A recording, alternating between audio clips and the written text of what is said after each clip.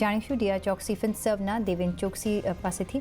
દેવેનભાઈ, ઘણું સ્વાગત છે. અને ફ્રાઇડેના આપણે ઓગસ્ટ સિરીઝની શરૂઆત થતાં જોઈ વિથ બેંગ શરૂઆત થઈને આજે સવારે અને મંડેમાં પણ એ કન્ટિન્યુ થતાં આપણે જોઈ. કઈ રીતના તમને લાગે છે, શું હવે એક પોઝિટિવ ટ્રેન્ડ તો હતો જ, પણ વધારે કોન્ફિડન્ટ ટ્રેન્ડ હવે તમને દેખાઈ રહ્યો છે? કઈ રીતના આપણે જોવું જોઈએ?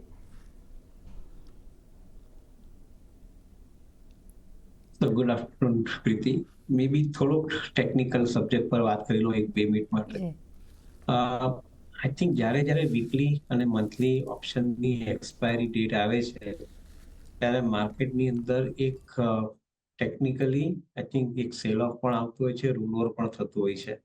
અને એ ટાઈમે માર્કેટની જે મોમેન્ટમ હોય છે, મોમેન્ટમ બ્રેક થતી હોય છે. I think that is what we experience in the last. અત્યારે આઈ થિંક જે આપણે રિવ્યુ કરી રહ્યા છે એમાં ફંડામેન્ટલમાં કોઈ બદલાવ નથી, પરંતુ જે વીકલી અને મંથલી ઓપ્શન્સ પતી ગયા એના પછીનો રોલ ઓવરનો પ્રોગ્રામ પતી ગયો, એટલે શુક્રવારથી અને આજે આઈ થિંક માર્કેટ વધારે સ્ટેબિલિટી બતાવી રહ્યું છે.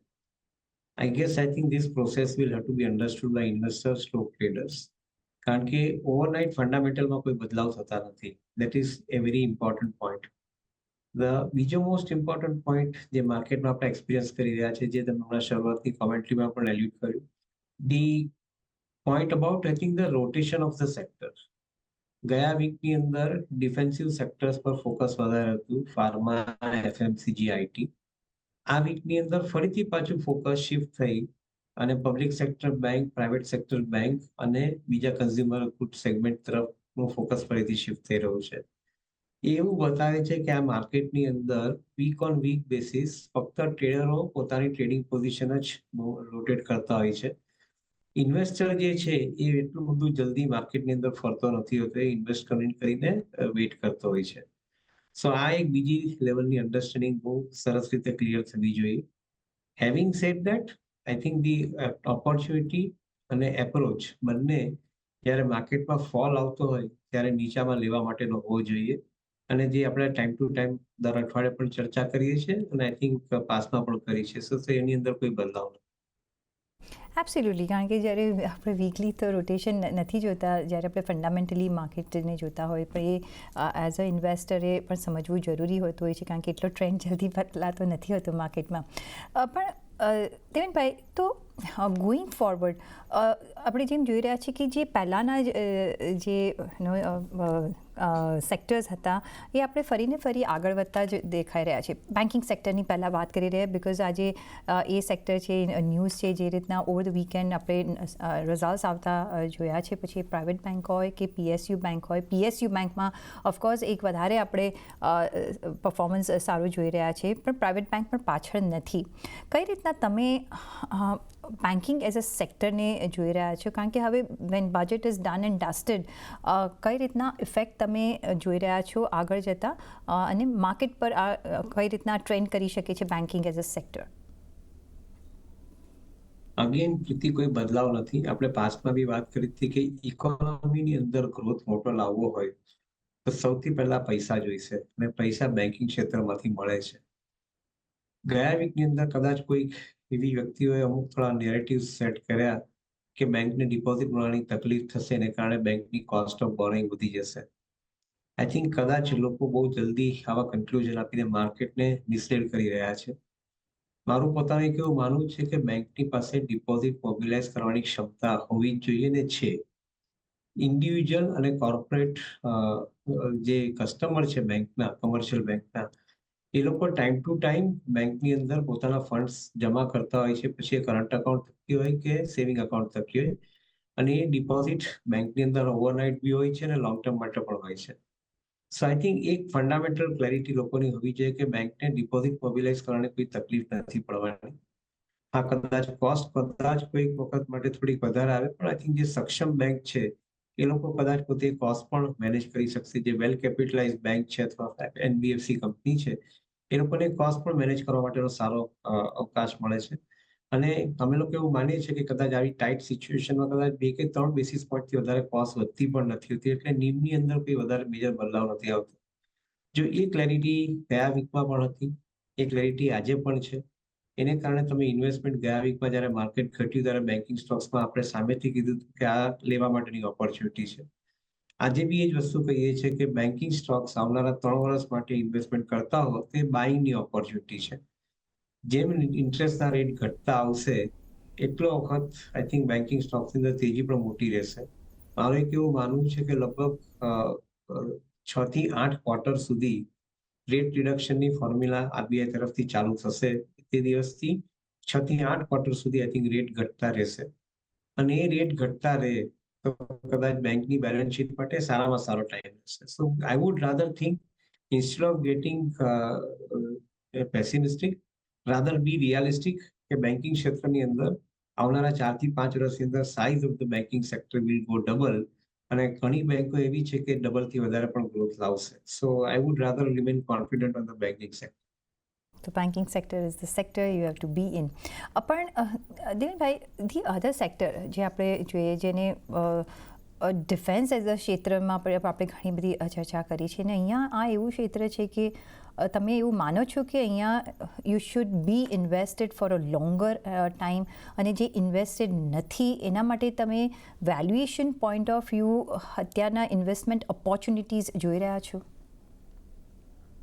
40, 50, 60, 70 ને 80 પીમાં ઘણા બધા ડિફેન્સ સ્ટોક ટ્રેડ કરી રહ્યા છે અને મારું એવું માનવું છે કે જ્યાં સુધી એ કંપનીઓ લગભગ 30 થી 40% ગ્રોથ રેટ પર દર વર્ષે અર્નિંગની એક વિઝિબિલિટી નહીં બતાવે આવનારા 3 વર્ષ માટે તો કદાચ એનું વેલ્યુએશન અત્યારની તારીખમાં એક્સપેન્સિવ તરીકે ટ્રીટ થશે અને એક્સપેન્સિવ વેલ્યુએશનને પણ વાંધો નથી, પરંતુ એ કંપની કદાચ જે ટાર્ગેટેડ ગ્રોથ છે એનાથી નીચેનો ગ્રોથ પર આવે, સે ફોર એક્ઝામ્પલ 15% ગ્રોથ પર એ કંપનીઓના અર્નિંગ્સ આવવાના સ્ટાર્ટ થાય તો ધેન આ પ્રીમિયમ વેલ્યુએશન નહીં ટકે અને એ અંડરલાઇંગ થ્રેટ છે જે નવું ઇન્વેસ્ટમેન્ટ કરવા માંગે છે તે લોકો માટે. જે લોકો એક્ઝિસ્ટિંગ ઇન્વેસ્ટમેન્ટ કરીને બેઠા છે એ લોકો માટે એક ઓપોર્ચ્યુનિટી પણ એવી છે કે કદાચ માર્કેટની અંદર તમને આ ટાઈપનું ટ્રેડિંગ એડવાન્ટેજ મળતો હોય તો પાર્ટ ઓફ યોર પોર્ટફોલિયો તમે પ્રીમિયમ વેલ્યુએશનમાં વેચો તો ફરીથી પાછું જ્યારે માર્કેટમાં કોઈ કરેક્શન આવે, પ્રાઇસ કરેક્શન આવે તો તમે લઈ શકો છો.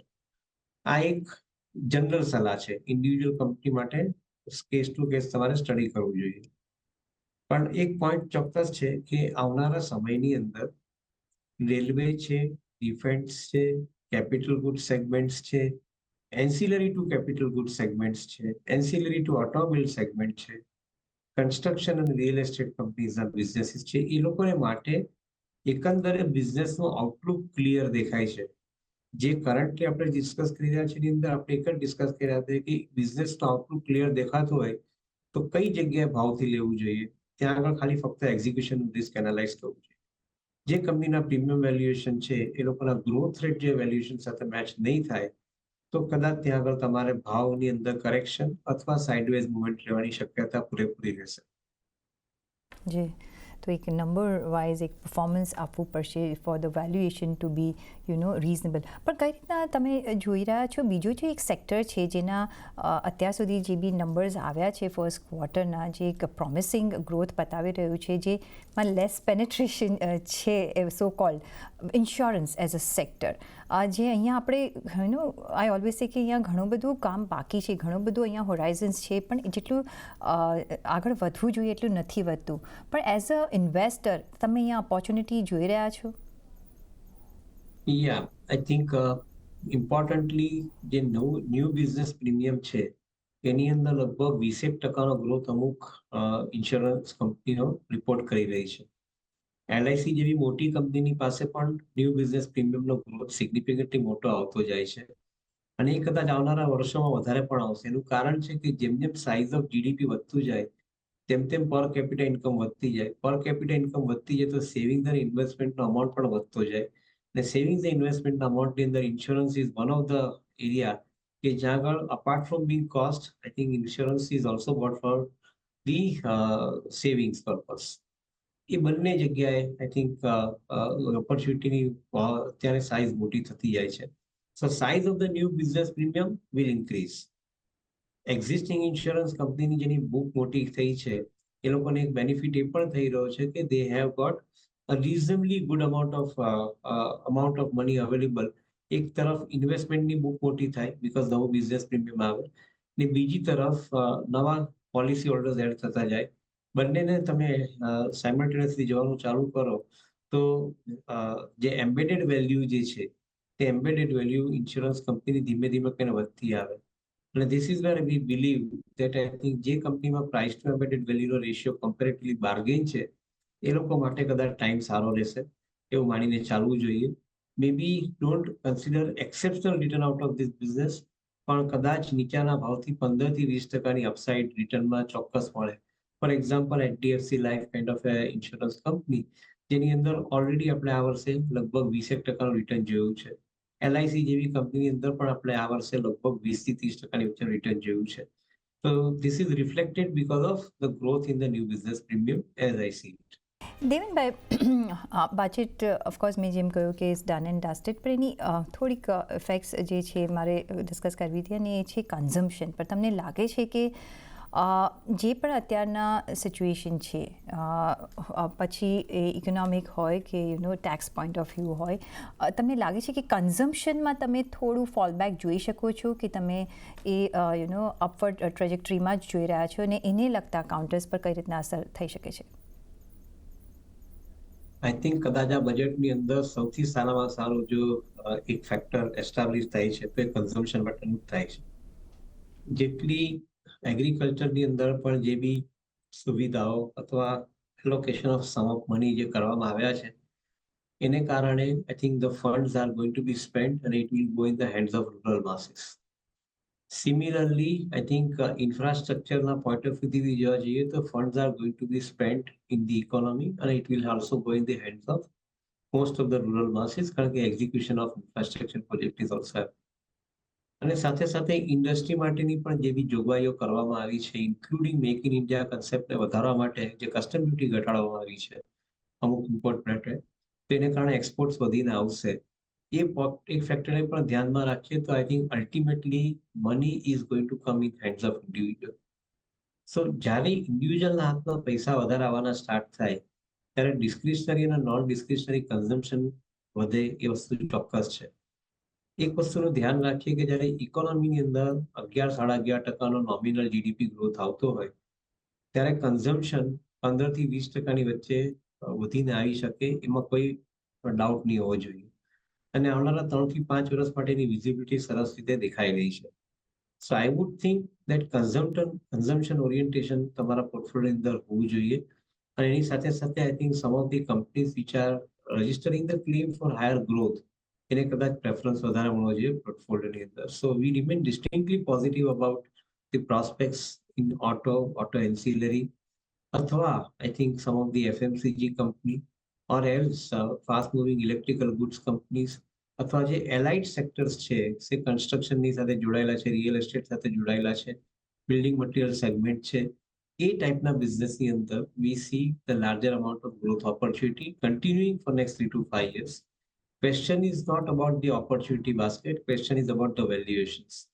જે વેલ્યુએશન પર અત્યારની તારીખમાં આપણે બિઝનેસને ટ્રેડ કરી રહ્યા છે માર્કેટની અંદર, એ વેલ્યુએશનને સસ્ટેન થવા હોય, પ્રીમિયમ વેલ્યુએશનને સસ્ટેન થવા હોય તો કદાચ ગ્રોથ પણ એટલો મોટો આવવો પડશે. જો ગ્રોથ નહીં આવશે તો પ્રીમિયમ વેલ્યુએશન સસ્ટેન નહીં થાય. એ એક અંડરલાઇંગ થ્રેટ છે. પોસિબિલિટી અને પ્રોસ્પેક્ટ્સ માટે કોઈ જાતની આપણે ચિંતા નથી આ સમયની અંદર. દેવેનભાઈ, કેપેક્સ પર એક મારે એક એરિયા કવર કરવો હતો, કારણ કે બજેટમાં પણ ઘણો બધો ભાર આપવામાં આવ્યો છે. પ્રાઇવેટ કેપેક્સ આવવું હવે ઘણું જરૂરી છે, અને તમને લાગે છે કે ઇટ્સ નીડ ઓફ ધ આવર, પણ એના માટે શું ઇકોસિસ્ટમ છે પ્રાઇવેટ કેપેક્સ માટે? અને જો તમે જોઈ રહ્યા છો તો કયા વર્ટિકલ્સમાં તમે કેપેક્સ આવવાનું પસંદ કરશો પ્રાઇવેટ સેક્ટર તરફથી, કે ક્યાં જરૂરિયાત છે? Rather let's put it that way. So at times, I think when I read the corporate records, I'm actually surprised. I think the group of Reliance is saying that they are investing 75,000 crores in renewables. Group of Adani is saying that they're renewing few many thousand crores, I think, in the areas, different business areas of infrastructure. ITC જેવી company કે છે કે અમે લોકો 5 વર્ષમાં 20,000 કરોડ રૂપિયા ખર્ચવા માંગીએ છીએ અને આઈ થિંક અમે લોકો એક કેપેક્સ કરી રહ્યા છે. તો ઘણીવાર મને આઈ થિંક એક ક્વેશ્ચન મારા માઇન્ડમાં આવે છે કે જ્યારે આટલી મોટી કંપનીઓ પોતાના એનાઉન્સમેન્ટ સાથે પૈસા ખર્ચી રહી છે ને જે મેં કોર્પોરેટ બેલેન્સ શીટમાં પણ વાંચી રહ્યા છે, તો why government is always saying કે પ્રાઇવેટ સેક્ટર તરફથી કેપેક્સ નથી થઈ રહ્યો. On the contrary I believe કે પ્રાઇવેટ સેક્ટર તરફથી કેપેક્સ થઈ રહ્યો છે આજની તારીખની અંદર. આટલી કંપનીઓના આઈપીઓ આવી રહ્યા છે, દરેક કંપની પૈસા આઈપીઓ થકી લઈને કેપેક્સમાં લઈ જઈ રહી છે. I think somewhere the narrative of the government is misleading એવું મને લાગે છે. કારણ કે કેપિટલ માર્કેટમાં જે લોકો એસોસિએટ થયા હોય, બેન્કિંગ ક્ષેત્રમાં જે લોકો એસોસિએટ થયા હોય, એ લોકોની નજરની સામે કેપેક્સ થઈ રહ્યા છે. પછી એ બ્રાઉનફિલ્ડ એક્સપાન્શન હોય કે ગ્રીનફિલ્ડ એક્સપાન્શન હોય, પણ કેપેક્સ થઈ રહ્યા છે. તો કદાચ આ narrative itself I think is not getting correct as far as I think the argument is concerned. I would think કે ઇન્ડિયાની અંદર એક્સપેન્ડિચર ગવર્મેન્ટ પણ કરી રહી છે, બીકોઝ ગવર્મેન્ટ એક્સપેન્ડિચર કરી રહી છે એની સાથે સાથે કોર્પોરેટ સેક્ટર પણ કરી રહી છે. આજે કોઈ બી એક ઇન્ફ્રાસ્ટ્રક્ચરનો પ્રોજેક્ટ ઉભો થતો અને લાર્સનની પાસે એક લેવલના ઓર્ડર આવતા હોય ફોર એક્ઝામ્પલ, તો એ લાર્સનના થકી જે બીજી કંપનીને ધંધો મળવાનો છે એ લોકોએ પણ પોતાનું એક્સપાન્શન કરીને ઓર્ડર ફૂલફિલ કરવા માટે તૈયારી ઊભી કરવી પડે. So I think we need to change the narrative. Expenditure is happening in the economy and it is happening at a steady pace. And one of the mature way of looking at the economy is કે આજની તારીખની અંદર જે expenditure થાય છે એમાં date અને equity બંનેને ધ્યાનમાં રાખીને એક્સપેન્ડિચર થઈ રહ્યો છે. પહેલાના ટાઈમની અંદર ડેટ વધારે લેવાતું, ઇક્વિટી ઓછી આવતી હતી. આજે બંને સરખા માત્રામાં વધી રહ્યા છે. So I would rather remain very optimistic about capex program continuing in the economy for now and at least for next 5 years. Clear visibility દેખાઈ રહી છે. એબ્સોલ્યુટલી મે બી ગવર્મેન્ટે ડિફાઇન કરવાની જરૂરિયાત છે કે ક્યાં એમને લાગ્યું કે ક્યાં પ્રાઇવેટ કેપેક્સ નથી આવતું કે ઇનસફિશિયન્ટ રાધર આવી રહ્યું છે. પણ હેવિંગ સેડ દેટ, તમે કહ્યું કે અત્યારના જો ઇન્વેસ્ટર છે પેશન્સ ઓછી છે, પણ they want quick returns or may be not quick, if not quick returns they want higher returns, because now એ લોકો યુઝ ટુ થઈ ગયા છે. કારણ કે ઇક્વિટી માર્કેટમાં આપણે ઘણું બધું પાર્ટિસિપેશન જોઈ રહ્યા છે. તમે ઓફકોર્સ નેમ કર્યું કે જે સેક્ટર્સ છે જે વધારે તમને ફાસ્ટ કે હાઈ રિટર્ન્સ આપી શકે છે, એમાંથી કઈ રીતના તમે જોઈ રહ્યા છો? બિકોઝ કયા એવા ફર્સ્ટ, સેકન્ડ, થર્ડ ક્રોનોલોજીકલ ઓર્ડરમાં જો તમે આપી શકતા હો, કયા એવા સેક્ટર્સમાં અત્યારના ઇન્વેસ્ટેડ રહેવું જ જોઈએ? આઈ થિંક ઇન્વેસ્ટરને આજની તારીખમાં ઇઝી રિટર્ન જોઈએ છે, એને ઇન્વેસ્ટમેન્ટનું રિટર્ન નથી જોઈતું. So I think this is one area which is always a phenomena કે જ્યારે માર્કેટમાં તેજી હોય ત્યારે ઇઝી રિટર્ન કમાનારો ઇન્વેસ્ટર જલ્દી માર્કેટમાં એન્ટર થતો હોય છે. મારા ખ્યાલથી કઈ જગ્યાએ ઇઝ નથી હતી, ઇઝી કશું નથી હોતું, એના માટે મહેનત કરવી પડતી હોય છે. So anyway I think so importantly અત્યારે માર્કેટમાં એવા કોઈ સેક્ટર એવા નથી કે જ્યાં આગળ કોઈ ઇન્વેસ્ટર એમ કહી શકે કે અહીંયા આગળ અંડર વેલ્યુડ છે અથવા પ્રાઇસ ડિસ્કવરી નથી થઈ. By and large, I think given the kind of growth rate in those companies and the sectors which are listed માર્કેટમાં છે, એમાં પ્રાઇસ ડિસ્કવરી એડિક્વેટ થઈ ગઈ છે. ઓન ધ કોન્ટ્રી હું તો એવું માનીને ચાલુ છે કે જે નિફ્ટી 50 અથવા નિફ્ટી 100ના જે સ્ટોક છે, દે આર પ્રાઇસ ટુ પરફેક્શન્સ. એની અંદર નથી એક્ઝાગરેટેડ વેલ્યુએશન કે નથી અંડર વેલ્યુએશન્સ.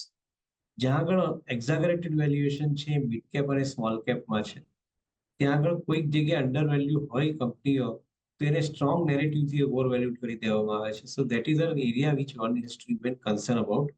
અને that is where I think we are ઓડિયન્સને બી એક જ વાત છે કે if you are investing in the market, have patience. તમે એટલીસ્ટ મિનિમમ 3 વર્ષનું પ્લાનિંગ કરીને પછી માર્કેટમાં ઇન્વેસ્ટ કરો, સો દેટ તમે ખોટા નહીં પડો. અધરવાઇઝ કેપિટલ જવાના ચાન્સીસ પૂરેપૂરા રહે છે જો શોર્ટ ટર્મ માટે ઇન્વેસ્ટમેન્ટ કરતા હો. So there is no easy money, there is no fast money. Patience will pay you more. એ મોટોથી તમારે એ અન્ડરસ્ટેન્ડિંગથી માર્કેટમાં કામકાજ કરવાનું રહેશે અને સિલેક્ટ ક્વોલિટી સ્ટોક. થોડું સ્ટડી કરીને તમે જશો તો ઓફકોર્સ તમને પાછા નહીં પડો. પણ ઓન દેટ નોટ રજા લેવાનો સમય થઈ ગયો છે. દેવનભાઈ, આપના કોઈ ડિસ્ક્લોઝર્સ? આઈ થિંક કોઈ કંપનીના નામ સાથે ઉલ્લેખ ખાલી રેફરન્સ માટે જ કર્યો છે, રેકમેન્ડેશન માટે નથી કર્યો. એ સેફ ડિસ્ક્લોઝર. અને જે બી કંપનીઓની કદાચ ચર્ચા કરી હોય અથવા એના ડાયરેક્ટલી ઇનડાયરેક્ટલી રેફરન્સીસ ઉભા થયા હોય, સેફ ટુ એઝ્યુમ કે અમારી પાસે અમારું રિસર્ચ કવરેજ છે, સેફ ટુ એઝ્યુમ કે કસ્ટમરના અકાઉન્ટમાં એની પોઝિશન હોઈ શકે, પોર્ટફોલિયોમાં પણ પોઝિશન હોઈ શકે. જી દેવનભાઈ, ઘણો આભાર તમારો અમારી સાથે આજે જોડાવા બદલ અને એઝ યુઝ્યુઅલ આપના વેલ્યુબલ વ્યૂઝ અમારી સાથે શેર કરવા બદલ. Thank you sir. અને સાથે જ મને પણ આપશો રજા, પર જોડાયેલા રહેજો CNBC ગુજરાત સાથે. નમસ્કાર.